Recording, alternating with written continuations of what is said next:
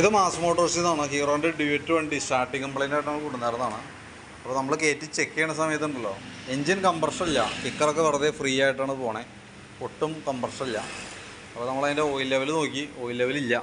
Oil ഊറ്റി നോക്കുമ്പോൾ അതിനകത്തുള്ള ഓയിലിൻ്റെ അളവാണ് കേട്ടോ. ഇത് പകുതി ഇപ്പോൾ ഇതിൽ കൂടുതൽ ഇതിനകത്തുണ്ടായത് തന്നെയാണ്, പാത്രത്തിലുണ്ടായ ഓയിലാണ്.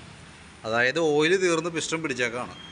അപ്പോൾ അത് അഴിച്ച് ചെയ്താലാണ് അത് ക്ലിയർ ആവുള്ളൂ. അതായത് അഴിച്ച് എൻജിൻ്റെ ഭാഗം അഴിച്ച് നോക്കിയാലാണ് അത് എത്രത്തോളം ബാധിച്ചിട്ടുണ്ട്, ഏതൊക്കെ പാർട്സുള്ള ഡാമേജ്. സിലിണ്ടർ പിസ്റ്റൺ എന്തെങ്കിലും പോയിട്ടുണ്ട്, പിന്നെ ബാക്കിയത്തെ ഭാഗങ്ങൾ വേറെ എവിടെയൊക്കെ ഡാമേജ് വന്നേക്കണമെന്നുള്ള ദിവസം അഴിച്ചാലാണ് അറിയാൻ പറ്റുള്ളൂ.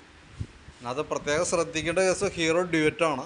നമ്മൾ കംപ്ലൈൻറ്റ് ഇപ്പോൾ നമ്മളിപ്പോൾ അഴിച്ച് എൻജിൻ സംബന്ധമായിട്ടുള്ള വർക്ക് ഫുൾ സാധനങ്ങൾ മാറ്റി ചെയ്താലും കംപ്ലൈൻറ്റ് വരാനുള്ള സാധ്യത 90%. അപ്പോൾ അതും കൂടി അറിഞ്ഞിട്ട് വേണം പണിയണോ വേണ്ടതെന്നുള്ള ദിവസം തീരുമാനിക്കാനായിട്ട്.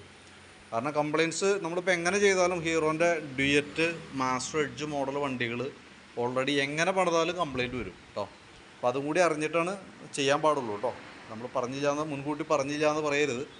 കാരണം നമുക്ക് വന്ന ചിലവ് കാര്യങ്ങളൊക്കെ ഒരേപോലെ തന്നെയായിരിക്കും. പണിക്കാശിന് പണിക്കാശ് വരും, അഴിച്ച് പാർട്സ് കാര്യങ്ങളൊക്കെ നമ്മൾ മാറ്റേണ്ടെങ്കിൽ പാർട്സിൻ്റെ സ്പെയറിൻ്റെ പൈസ കാര്യങ്ങളൊക്കെ വരും. പക്ഷേ അതിൻ്റെ ഒരു ഫൈനൽ റിസൾട്ട് എന്ന് പറയുമ്പോൾ ഒട്ടുമിക്ക വണ്ടിക്ക് നെഗറ്റീവായിട്ടാണ് കാണാം. കാരണം വെച്ചാൽ റെഡി ആയിട്ട് പോകുമ്പോൾ അപ്പോൾ കുഴപ്പമൊന്നും ഉണ്ടാവില്ല, വണ്ടി റെഡി ആയിട്ട് പോകും. പക്ഷേ കുറച്ച് നാൾ കഴിയുമ്പോഴത്തേക്കും തന്നെ വീണ്ടും കംപ്ലൈൻ്റ് ആയിട്ടാണ് സാധാരണ വരാറ്. അത് ഹീറോൻ്റെ മോഡൽ വണ്ടികൾക്ക് ഉള്ള കംപ്ലൈൻ്റാണ്. ഇതൊക്കെ അറിഞ്ഞിട്ട് വേണം പണിയണോ വേണ്ടതെന്നുള്ള ദിവസം തീരുമാനിക്കാനായിട്ട്.